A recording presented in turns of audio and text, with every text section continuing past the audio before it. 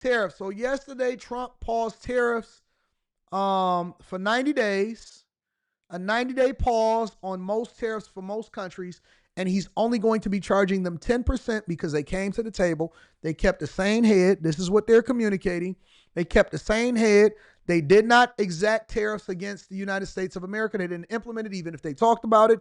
And the only country right now that is facing exceedingly high reciprocal tariffs is China. Make sure y'all hit a like for the algorithm, subscribe to the channel, and turn on your notifications. This is what the Treasury Secretary Scott Bessent and Caroline had to say as a result of it, and they met the press, and this was what's going on. Moved closer to China when in fact we've seen the opposite effect. The entire world is calling the United States of America, not China, because they need our markets, they need our consumers, and they need this president in the Oval Office to talk to them. And that's exactly why more than 75 countries have called, because the United States of America is the best place in the world to do business. And as the president has shown great courage, as the secretary has said, in choosing to retaliate against China even higher. Elena, go ahead. Hi, thank you, Treasury Secretary Bessent. Can you explain more of the decision making on what feels like a reversal here? I mean, just these went into effect less than 15 hours ago, these tariffs. Why the pause now? What led to that? No, again, President Trump created maximum negotiating leverage for himself, and which tariffs went into effect 15 hours ago. The ones that we have lowered went into effect a week ago. They were announced a week ago, and we've just been overwhelmed by the response from mostly our allies who want to come and negotiate in good faith. So we are expecting them to come with their best deal. As I said a week ago today, don't retaliate, hold your ground, let's see what happens. And China, they kept escalating, and now they have 125% tariffs that will be effective immediately. Mr. Secretary, Mr. Secretary, thanks so much for doing this. The 90-day pause on the reciprocal tariffs, is that because of the whiplash that we've been seeing across the financial markets? How much was, what we saw in the stock markets, a part of this decision? No, it's because because of the large number of inbounds. We've had more than 75 countries contact us, and I imagine after today there will be more. So it is just a processing problem. Each one of these solutions is going to be bespoke. It is going to take some time, and President Trump wants to be personally involved. So that's why we're getting the 90-day pause. Mr. Secretary, Mr. Secretary, there was a tweet that you and Secretary Lutnick were in the Oval Office with the president talking about this. Can you talk about what that conversation was like and what you guys said to one another that led to this decision? Look, it's all the president's decision, and the president had a level in mind to raise the China tariffs, and then he had the 3-month pause in mind, and we were discussing the exact wording.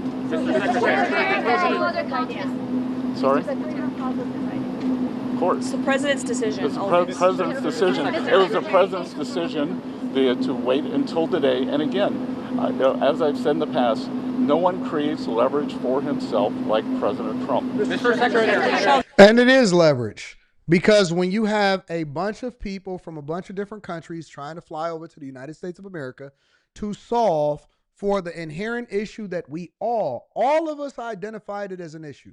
Nobody, and I mean 0 people has said, nah, man, listen, these countries are not taking advantage of us. Even the liberals have said, man, listen, it's going to cost us more money to do business. No, it's not going to cost you more money to do business if you buy American. That's number one. But number two, you haven't said or you haven't heard liberals say, no, they're not taking advantage of us. You're only hearing them say, we don't like the fact that we have to pay more money with regard to tariffs. Let me say it again. You're not hearing people say, no, they are not taking advantage of us. You're hearing liberals say, we don't like the fact that we may have to pay more prices. First of all, I don't know how many of y'all became armchair quarterbacks overnight. I don't get how a bunch of people that don't even know how to manage their own budgets are taking talking points, and now all of a sudden they woke up yesterday and they became experts on tariffs.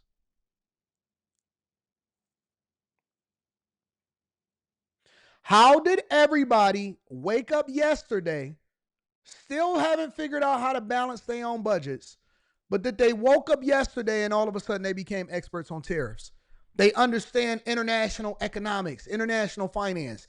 They understand trade relations. I have never seen a bunch of people that have so much insight and information, haven't been able to rub two pennies together and keep a job for more than 18 months. Somehow, some way, they became finance experts and they know more than the President of the United States of America and Scott Bessent, Treasury Secretary Scott Bessent. They know more than Ray Dalio. They know more than Chase CEO Jamie Dimon. They know more than everybody. Just because they liberal, now all of a sudden they became experts on international relations and how to negotiate a better deal. If we've been getting taken advantage of for our entire lifetime, since I was born in 1982, April 13th, 1982, Sinai Hospital on Outer Drive, which is no longer open in Detroit, Michigan. We have been getting taken advantage of by other countries. We none of us disagree on that. None of us disagree on that. We finally have somebody 42 years later that both Democrats and Republicans historically has always believed that we needed to get these people in. And to be honest with you, we should have did it 20 years ago. I seen a video of Vladimir Putin saying, listen, if y'all was going to rein China in, y'all should have started this 15. He said 15 years ago. I say 20, 25 years ago. We should have solved for this 20 years ago. But nobody had the balls and everybody was compromised and everybody actually wanted to continue to keep their political capital. And so they did the worst thing for America, sold us out. That's why we sitting looking at $37 trillion as a national deficit. And so now we finally got somebody that said, all right, we're going to drop our balls on the table. We're going to deal with this accordingly and we're going to solve for the problem. And people are mad that we're actually standing up for Americans just because they don't like Trump or they're liberal.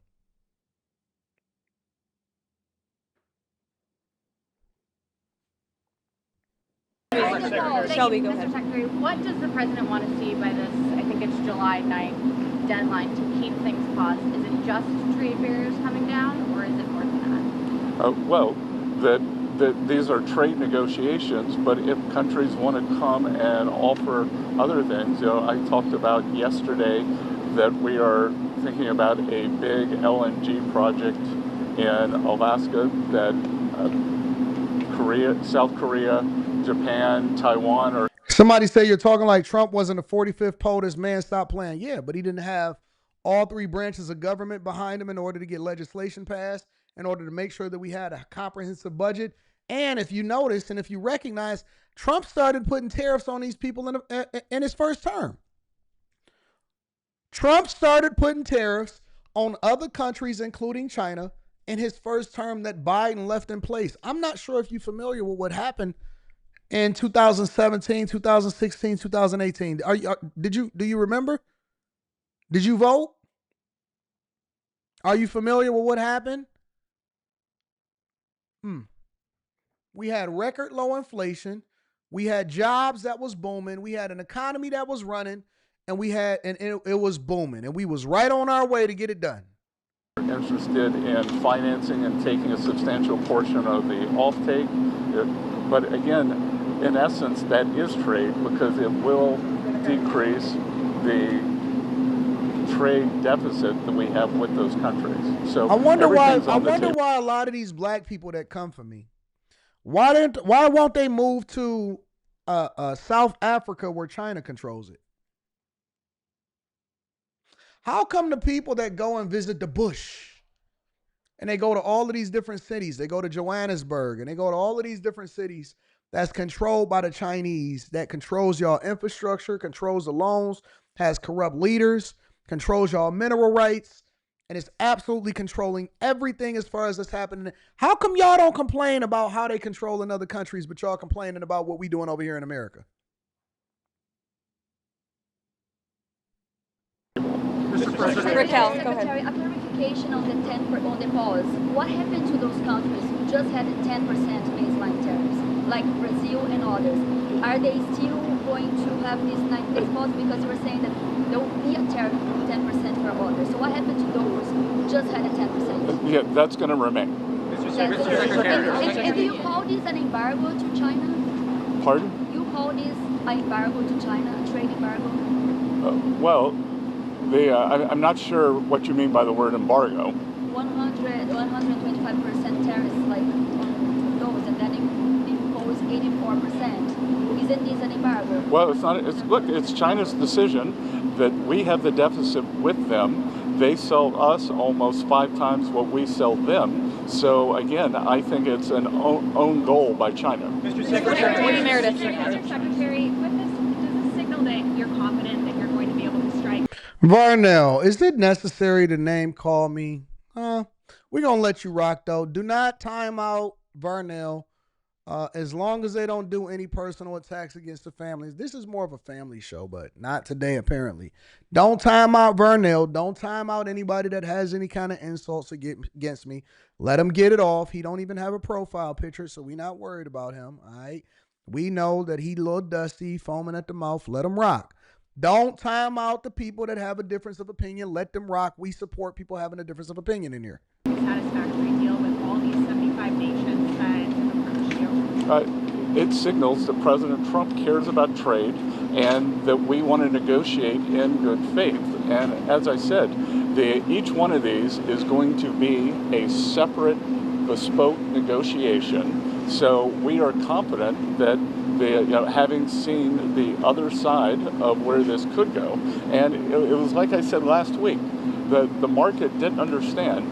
Those were maximum levels.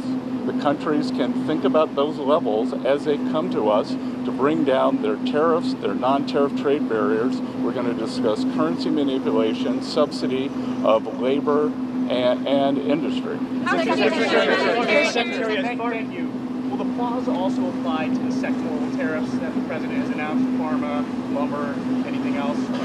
No, it's on the reciprocal. So those will still be coming here soon, right? Mr. Correct. Secretary, as far as the negotiations with the 75 Andrea, go countries- ahead. Mr. Secretary, so I want to ask you about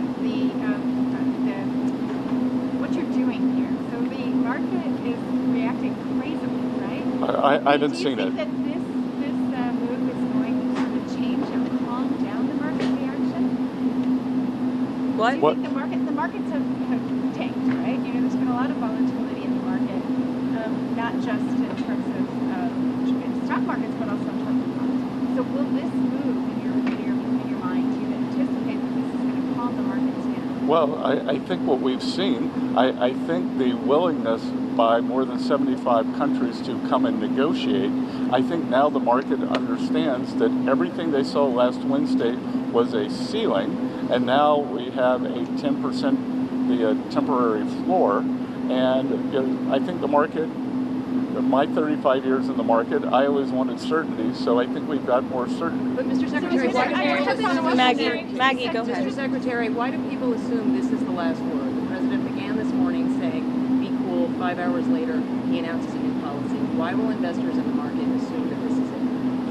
Because, again, as I said, we've given 90 days, and the only certainty we can provide is that the U.S. is going to negotiate in good faith, and we assume that our allies will too. And in terms of certainty, we will see what China does. But what I'm certain of is that what China is doing will affect their economy much more than it will ours, because they have an export-driven, flood the world with cheap export models, and the rest of the world now understands, because when we put up our tariff wall, those exports were already flowing to the rest of the G7 and to the global South. And you think And that is the whole point of it, is that I don't even think this is a tariff war when it comes to the rest of the world. I do believe that the rest of the world has been taking advantage of the United States of America for a long time. Honestly, I think that this is really a wake-up call for the world to revolt against China. I think that Trump is playing chess and is way ahead of the game. And I think he's surrounded by the smartest people that you can think of.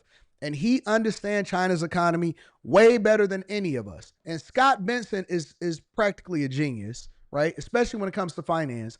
And he broke it down very clearly. He said, listen, China's economy, especially considering that they are collapsing when it comes to their real estate market that was artificially inflated, and to take the air out of that bubble, they became even more reliant and dependent on exporting to other countries. They become more reliant and independent on exporting to other countries. And so what's basically happening is not only is the United States of America, because you got to remember, China was the one that immediately retaliated. Why? Because they wanted to exert dominance. They wanted to show that they are mighty, that they are the number 2 superpower in the world, and that the rest of the world should follow our lead. You know what the rest of the world did? It said, we're going to take a flight over to the United States of America, and we're going to try to negotiate to make sure that this works out for the best of both of us. We know that the United States of America been taken advantage of, and hey, listen, that ain't got nothing to do with me. That was on your predecessor. But now we got to make the adjustment. Now we got to do things differently. But what I think that the real determining factor for why Trump continues to raise tariffs so much on China is because he's also incentivizing other countries to do so. I think that what's going to happen as a part of the negotiation is that when people come to the United States of America, which is why he wants to have these conversations in person, I believe that when these other countries come here to negotiate, because they say that Trump wants to be inside of the room and negotiating with these people too, I think that part of the negotiation is also for them to make sure that they divest themselves against China, because the benefits come from they're going to have to make a decision. I think that they're going to have to make a decision. He's playing it for the long game, and he's playing it in the favor of the United States of America. This isn't even about these third world countries. This is about the fact that the third world countries are allowing China to export or to exploit them on their own turf. And I believe that Trump is having conversations in person with them to let them know that the terms of the deal, in order for y'all to still be able to do business inside of the United States of America, is also with regard to how it is that you align it with China. I don't think that this is just surface level. They know that the only way China has the power to even be the number 1 superpower in the world is the fact that they are exporting to everywhere, and that is where their strength lies. It is in the fact that they're depending on the rest of the world to consume their products. The Chinese people are not that big of a consumer nation to where they're self-sustaining on their own economy without the rest of the world. They need the rest of the world. The difference is that the United States of America has the leverage because, again, and I explained this the other day, that we are the biggest consumers, and so the rest of the world need us. All money flow through us. All opportunity flow through us. All of the money, all of the capacity, all of the buying power, the power of it all flows through us.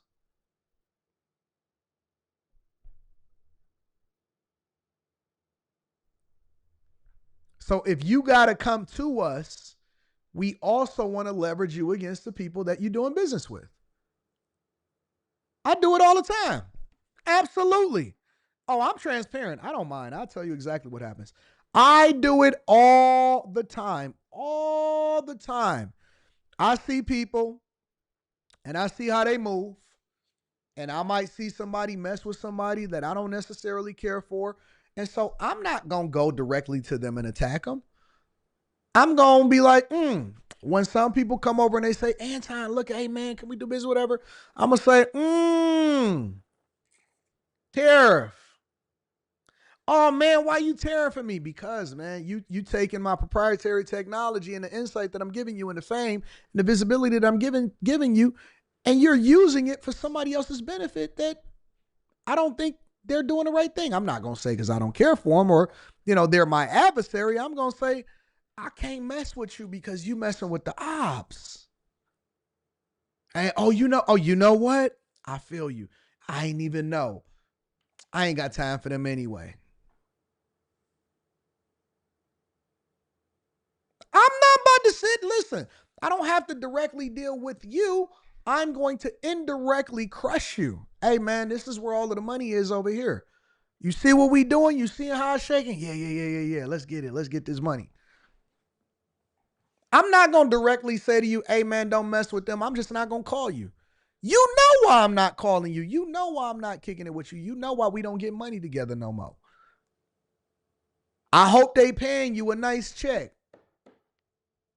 And you start seeing other people come up around you, come up before you, they becoming more successful, then you're going to want to make some changes. You're going to realize that it ain't always greener on the other side, that they don't really treat you right. They not paying you really well. They don't pay you at all. It's a little dusty over here. The audience is going down. Okay, listen. Ha. Or we may make you an example for the next person that comes up and want to do business. Oh, you messing with the ops?